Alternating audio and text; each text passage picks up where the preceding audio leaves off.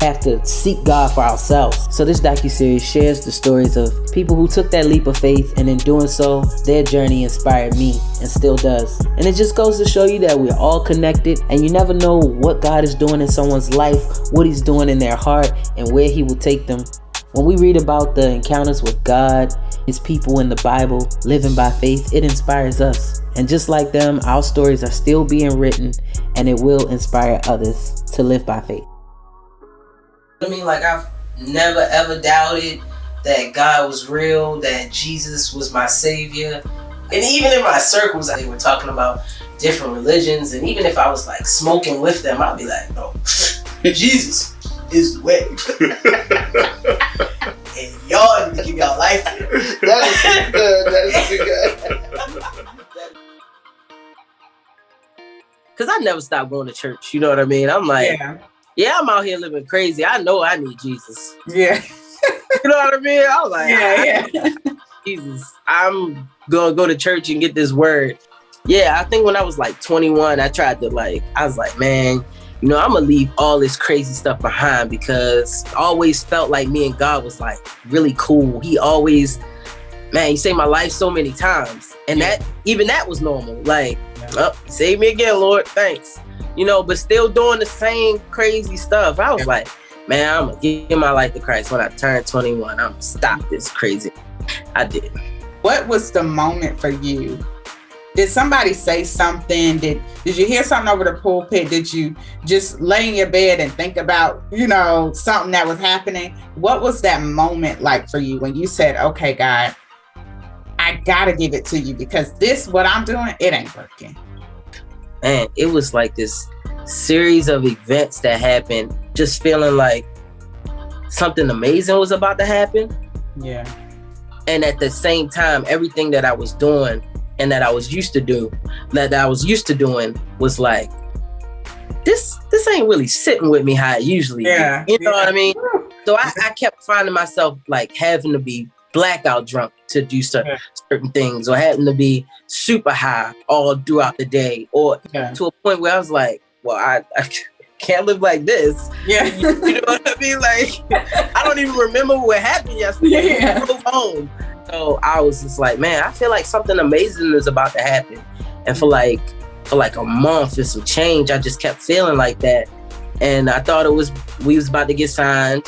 And I thought it was, basically I just thought it was, we about to get signed. It's almost 2013. I'm like, finally. Yeah. Because doing shows every weekend, like really on the grind. So I'm like, man, something amazing is about to happen. I can feel it. And it just wouldn't go away. And stuff just kept happening, but I still felt it. I had got like fired from my job because I had this little mishap, and we'll leave that in the box.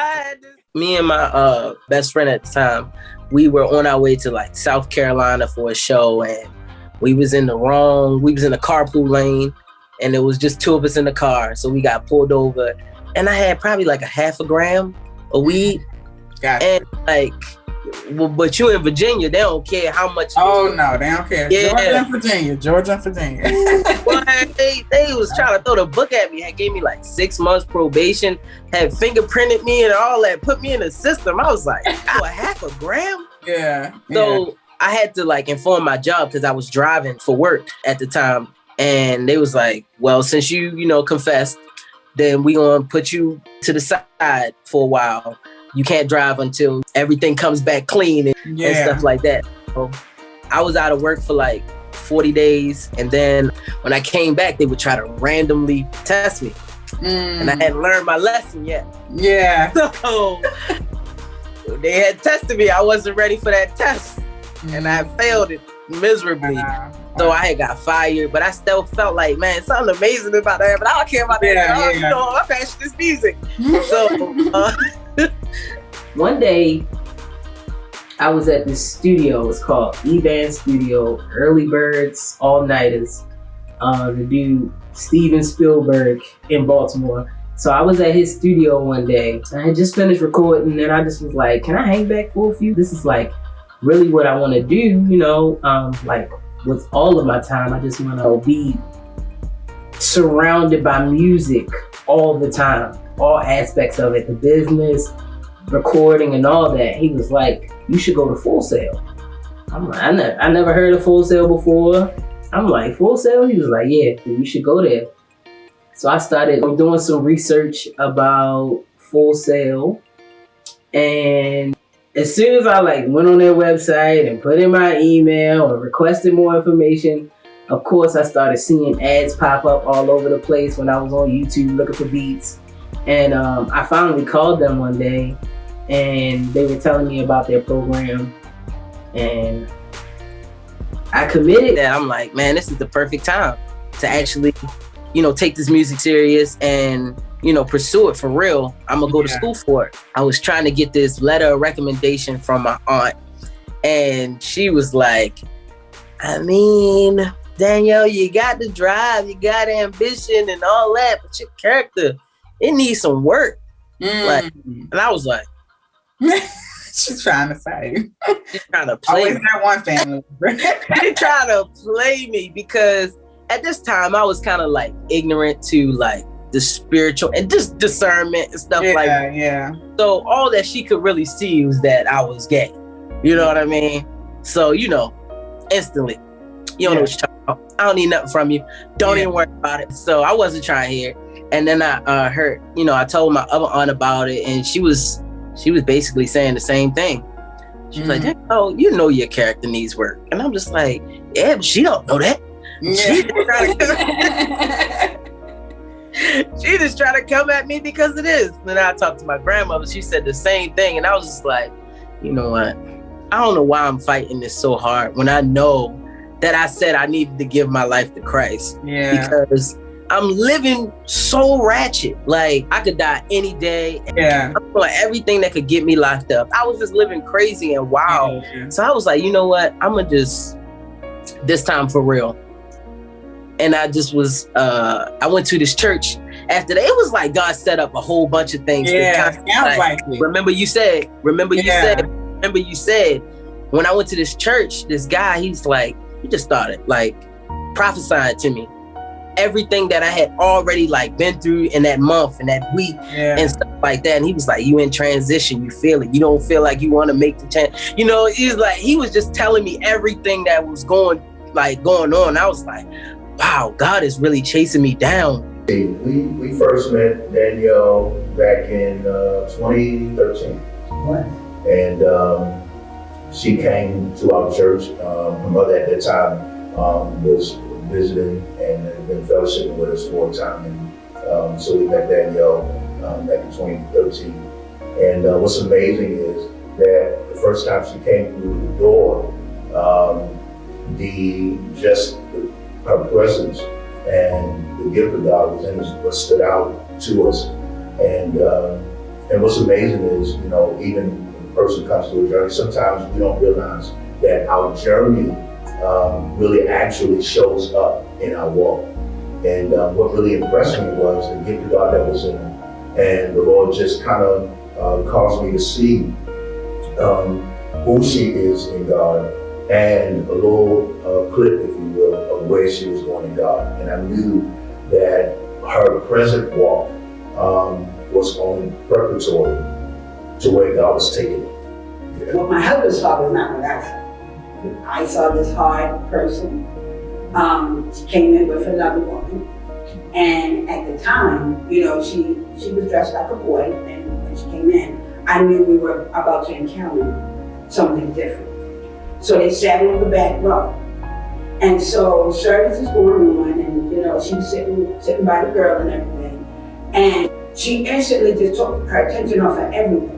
She got into the praise and worship. So it lets you know that Danielle had an idea of where she was. It wasn't unfamiliar to her. Yeah. It was not unfamiliar. This is not unfamiliar. What are these people doing? But you could tell she was in her element. Regardless of what you saw from the outside, there was something, an element on the inside that was still so real. So by the time we got finished praise and worship and everything was going on, and you begin to prophesy to her, it's like, I knew you had her attention. I just did not know how much. He still want me. Yeah. All this time, he still feel like I'm valuable. Yeah. And he don't care. He just want me to come home. Yeah. And I was like, that next day, I was thinking about it, and I saw something that my cousin posted on Facebook about God and how he loves us. Right there in your face. No, I'm telling you, everything. In that moment, I just sat on the bed and I was just like, all right, Lord, I don't know how I'm gonna do this. I don't even know who I'm gonna be friends with.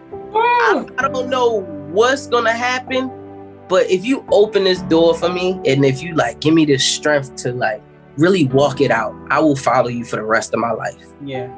And I just started repenting and just asking God to really come in my heart and change me. Girl, I'm getting emotional. To really come in my heart and change me, because I did not see a way, but I know that he just kept chasing me down. You must really love me. Yeah. You know what I mean? And for people that really love you, you know what I mean? You got to make a decision whether you're going to be with them or not, because you're like, man, this person really feel for me. So when God is doing that for me, I'm just like, all right, but you got to help me. Yeah. I don't know nothing else. And this is normal to me. Mm-hmm. You know what I mean? And he was like, I got you. And I gave my life to him that day and told everybody, and was trying to convince them to do it too. Yeah. It was like, girl, go ahead. You know what that sounds like though? Because we have comforts that we grab hold to and we keep hold to. It don't matter what decisions we make in our life. And those comforts, sometimes people around us build us up into the person that they need in their lives. See, you started feeling that transition or that pull and stuff, but you had to drink the blackout to even do it, because it wasn't who you were anymore. But you just weren't ready to release the comfort of being in that environment that you were in. Because when we transition, that means leaving behind some of the things that the people, they gonna talk about you, they gonna say this and that and all that. But wanting God more requires you to really have that moment of surrender. And everything, every feeling that I felt over those last couple of weeks, even when I got fired, even when I was, driving my aunt to work, or just getting things ready for Full Sail, everything started to make sense. I just called my father and I said, Dad, I'm, changing my whole life around. And I start school in a couple of months, and I just wanted to know if I could just come home and stay with you until I leave. And he was like, Danielle, there's always a place for you here. So we as family have to be open and accepting and loving, regardless of what people are going through, because we don't know how we're impacting them. And that was something I feel that was life-changing for me personally.